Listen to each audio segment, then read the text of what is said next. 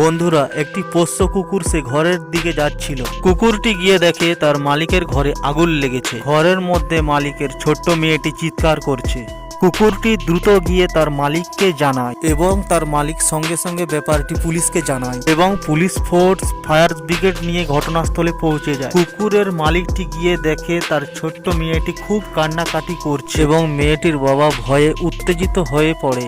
মেয়েটির বাবা তাকে সান্ত্বনা দিতে থাকে, ভয় পেও না, তোমার কিচ্ছু হবে না। পুলিশ আসে, তাড়াতাড়ি করে আগুন নেভায় এবং মেশিন দিয়ে দরজা কেটে ফেলে।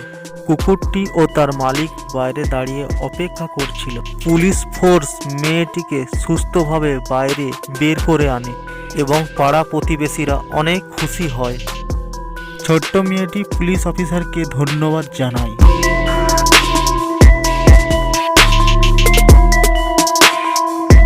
এবং কুকুরের মালিক কুকুরটিকে অনেক